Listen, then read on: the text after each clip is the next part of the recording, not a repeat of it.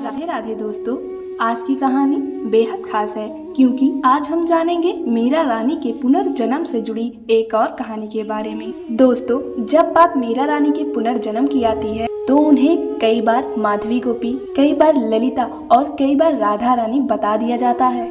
परंतु आज हम जो कहानी आपके सामने लाने वाले हैं वो मीरा रानी के जन्म से जुड़ी सबसे ज्यादा प्रचलित और मानी जाने वाली प्रमाणिक कहानी है।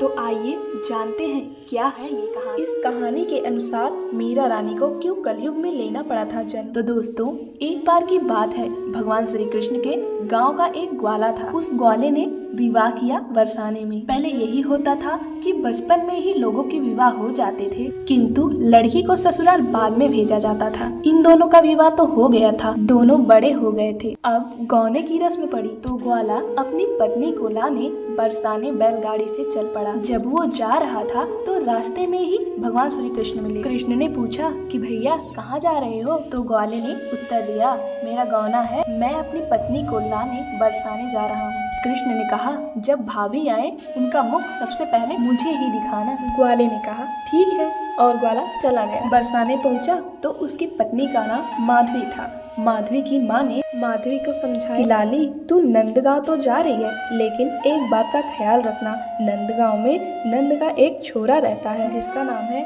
कृष्ण। अगर वो रास्ते में तुमको कहीं गलती से भी दिख जाए ना तो उसे अपना चेहरा मत दिखाना और ना ही उसका चेहरा देखना। तो माधवी ने अपनी मैया से पूछा, मैया ऐसा क्यों? तो उसकी मैया ने बताया, वह लड़का बेहद ही खतरनाक है। उसके बाद वह ग्वाला माधवी को बैलगाड़ी पर बिठाकर चल पड़ा। नंदगांव की सीमा में वह पहुंच गया और तभी सामने खड़े हुए श्री कृष्ण मिल गए और ग्वाले से वो कहते हैं, अरे भैया ले आया बहू को? तो ग्वाला बोला, हाँ भैया ले आया। तो कृष्ण ने तुरंत कहा, अब इनका मुख मुंड दिखाइए। तो ग्वाले ने माधवी से कहा, माधवी ये मेरे मित्र हैं, इनका नाम कृष्ण है, तुम इनको अपना मुख तो दिखा दो। माधवी ने कृष्ण जैसे ही यह नाम सुना तो वह समझ गई यह वही लड़का है जिससे मैया ने मिलने और मुंह दिखाने से मना किया। माधवी सावधान हो जाती है और अपना मुंह ढक कर बैठ जाती है कि कहीं श्री कृष्ण की उस पर नजर न पड़ जाए। तो कान्हा ने कहा कि भाभी अपना मुख तो दिखाओ, जरा घूंघट तो उठाओ। पर भाभी मुख नहीं दिखा रही है। तो कान्हा ने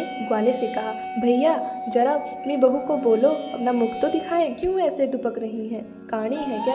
कन्हैया ने बहुत कहा लेकिन माधवी ने अपना घूंघट तक नहीं उठाया। तो भगवान श्री कृष्ण ने अंत में कहा, ठीक है जा, तू भी क्या याद रखेगी, मैं अब से न तेरा मुंह देखूंगा और न ही अपना मुख दिखाऊंगा। और भगवान तुरंत वहां से चले जाते हैं। अब माधवी अपनी यही प्रतिज्ञा निभा रही है हर दिन। जब जब भी उसे पता चलता कि श्री कृष्ण रास्ते से आ रहे हैं या जा रहे हैं, वह दौड़कर घर में घुस जाती और घूंघट कर लेती। जब श्री कृष्ण गाय चराकर आ रहे होते हैं तो क्या गोपी और क्या नंदगांव का कोई ग्वाला सब भगवान श्री कृष्ण को देखने के लिए अपने घर से बाहर दरवाजे पर आ जाते थे। वहीं माधवी उल्टा अपने घर में जाके घुस जाती थी अपनी माँ की प्रतिज्ञा के कारण। फिर एक दिन कुछ ऐसा हुआ, श्री कृष्ण ने गिरिराज को धारण किया और इंद्र के प्रकोप का वंजन किया और बारिश तूफान वृंदावन पर लगातार आ रहे थे। कोई इधर भाग रहा था तो कोई उधर भाग रहा था।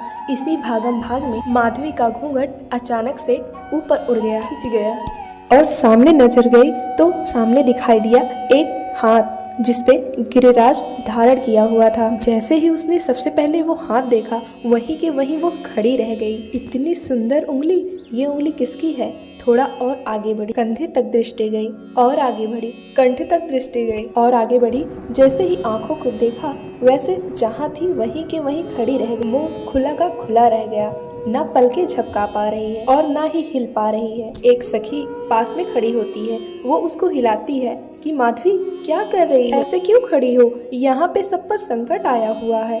तो माधवी ने उस सखी से पूछा, इतना सुंदर आदमी कौन है ये जिसने गिरिराज को धारण किया हुआ है? गोपी ने कहा, अरे पगली ये वही है जिनसे तू भागती फिरती थी, देखते ही घूंघट कर लेती थी। और माधवी की आंखों से आंसू निकलने लगते हैं और वह कहती है, माँ ये तूने क्या करवा दिया, कैसी शिक्षा दे डाली, आज तक तूने कन्हैया के दर्शन से मुझे वंचित रखा। उसने कहा, आज अभी और इसी वक्त मैं इस लोक लज्जा को त्याग दूंगी। उसने यह प्रण बनाया और कहते हैं कि अगले जन्म में वही माधवी मीरा के रूप में मेरिता में प्रकट हो जाती है। दोस्तों, जैसा कि हम जानते हैं कि मीराबाई ने सब लोक लज्जा को त्याग दिया था। किसी भी संसार के रीति रिवाजों, कानूनों और मायनों को उसने नहीं माना। लोगों ने खूब समझाया, लेकिन मीरा ने सभी बंधन तोड़ दिए। उस समय एक कन्या के लिए जो करना असंभव था, ऐसी ही असंभव जिंदगी मीरा ने बिताई। मीरा ने सब कुछ त्याग दिया और सिर्फ कृष्ण के प्रति समर्पित हो गई और कृष्ण प्रेम में पूरी तरह डूब गई। इस प्रकार मीरा ने अपने पुराने जन्म की गलती सुधारी और लोक लज्जा को त्याग कर कृष्ण प्रेम में डूबकर आजीवन कृष्ण के दर्शन करने लगी। ज्यादातर मीरा को माधवी इसलिए भी कहा जाता है क्योंकि वो भगवान श्री कृष्ण को ज्यादातर गिरिधर या गिरधारी के नाम से ही पुकारती थी। क्योंकि उन्होंने अपने श्याम सुंदर का सबसे मनमोहक रूप जो पहली बार देखा था और उन्हें उनसे प्रेम हो गया था, वो था ही गिरधारी कृष्ण कन्हैया का रूप। आपको यह कहानी कैसी लगी कमेंट में जरूर बताएं और अगर आपको यह वीडियो अच्छी लगी तो लाइक, शेयर और हमारे चैनल को सब्सक्राइब जरूर कर दें। राधे राधे।